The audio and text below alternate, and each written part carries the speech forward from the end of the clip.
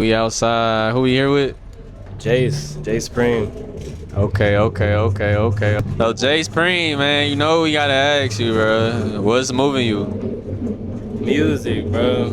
Honestly, right now, music. I've done a pretty decent job of centering my life around music. So right now, music for sure. In what ways do you center your life around music? My studio, my label, my podcast, um, my songwriting. You feel me? Like I feel like I'm at the epicenter of music right now. It feels pretty good. It feels pretty good. Fire, bro, fire. Now I've been seeing you work for a minute. I see you be doing like the photography, like you said, the podcast. You got like the group that you got together.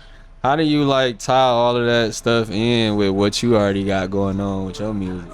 So basically, the label came because I'm like, we artists need help. Like doing it alone is hard. So I'm like, it was like while I'm building this for my city and for like other artists I believe in, I'm like, at the end of the day, once the product is finished, I'm a PMG artist. You feel me? So it'll the machine will be able to work for me, but.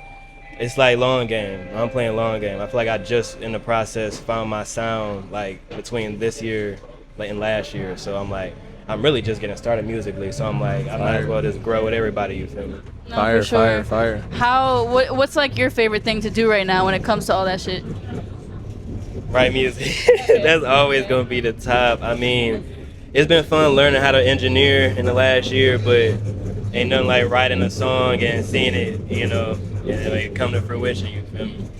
Yeah. What give you that patience to play the long game? Cause you know today, if you ain't like popping by the time you 21, 22, 23, a lot of music artists be like, yeah, let me just stop this real quick. What give you that patience? Well, I definitely ain't never been on, but I feel like I kind of peaked early. Like I had 3 years ago, I had my first and last six-figure month as an entrepreneur, and then unfortunately, I've tried to take shortcuts to get back because once you touch that, it's like, dang, I just want that. I don't want to, do this, but after I just feel like shortcuts ain't gonna work, and so I'm like, I'd rather just get it out the mud. And I didn't make that in my like favorite niche. That was in consulting and business and coaching and business development. So I'm like, I want to make 100K in a month off music, and I know that's gonna take a long time and infrastructure to build. So I'm like, and music is something I can do and not get paid for forever. It's better to do something you enjoy. Yeah, I'm like, Okay. I could grind it out for a minute, but yeah. Fire. So you have like 58 different Instagrams. So like probably more like 10 like actually. But how do you balance all those? Like how do you run all those pages at once?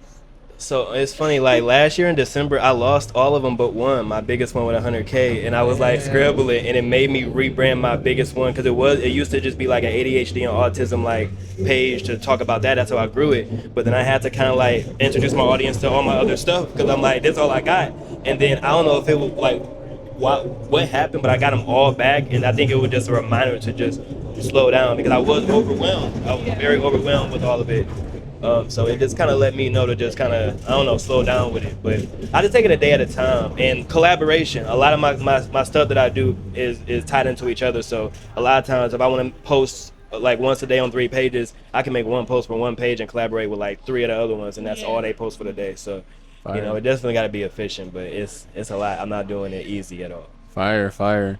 Now you say you got the label. How is it like organizing and keeping together like a group of artists? Because artists be doing their own thing. How do you manage that? I mean, you said it best. They be doing their own thing, so it's about, it's been a learning experience. I've been when I first started, I'm like, I just care about talent, and then I realized, okay, no matter how talented you are, if you don't want it, if you don't love it, I can't really do nothing. Like when I'm chasing you as an artist, that, what am I doing? I'm an artist too, you feel me? So it's like, it's just been kind of learning what the culture is based on my temperament. So what I can deal with. I can't deal with someone who don't love it as much as me. And at first it was just, I can't deal with someone who's not talented. So now it's evolved into like, work ethic, talent, love. But I mean, it's my first artist, and he's still around, Kid Prodigy. Shout out Kid, bro.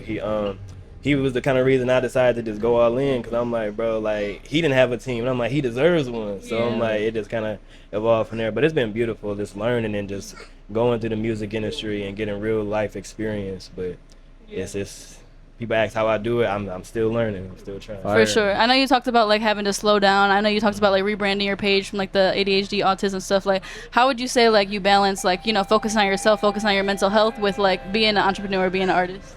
I don't at all.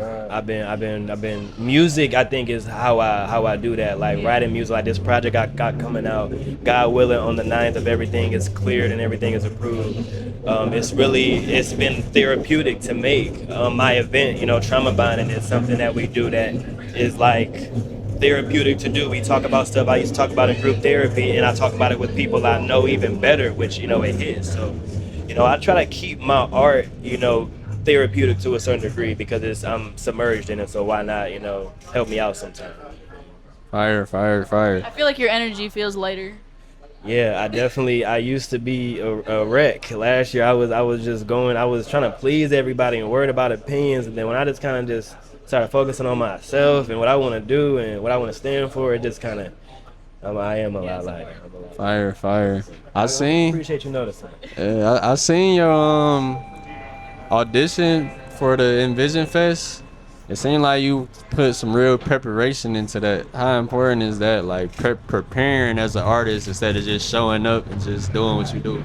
I've learned that in artistry as a creative, then we all got God-given talents, and we have to learn the stuff that's not. For me, I think songwriting and maybe singing, you know, stuff like that is maybe God-given, but performing wasn't God-given because I'm the opposite of performative, which is why I had to make music that I actually feel good performing and it actually means something to me. When I was talking about just random stuff and bragging, it didn't feel, I couldn't even perform that stuff. But I say now, I really have to prepare because I know that I don't just say I'm a bad performer, but it's something that I wish my music could just do all the talking. You feel me? Because I'm a writer, but it's something I care about how people receive it, and I learned that people won't even hear what I'm saying if I'm not entertaining them.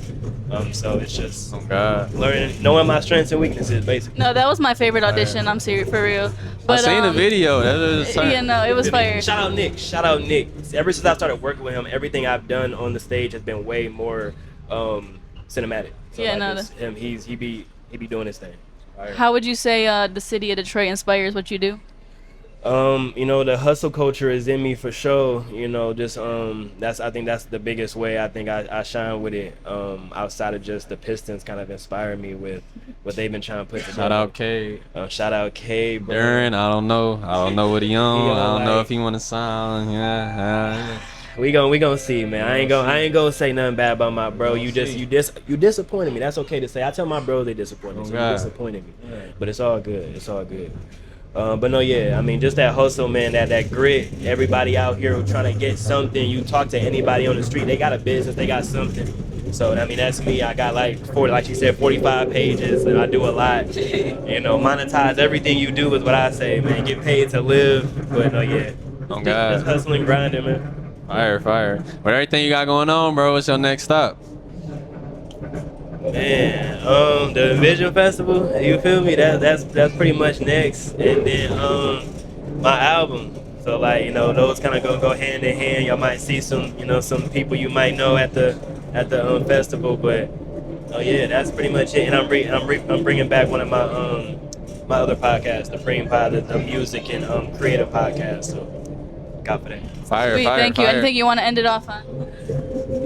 Everybody be so inspirational, but man, the biggest question I might get is just like, how do you do it? How do you balance it all? Or, you know, and it's just like being humble and coachable and learning every day. That's really it, man. I love y'all. Thank you. Appreciate you. There, y'all had the off the tracks, fire. Thanks for the pictures. Of course. No, for sure. Your pictures came out trim, super trim. Thank you. Yeah, I was like, bro, I'm kind of, this like, okay. Oh, you're crazy. But no, yeah. Appreciate you, man. Did I ever show you our song that we made? Hell no.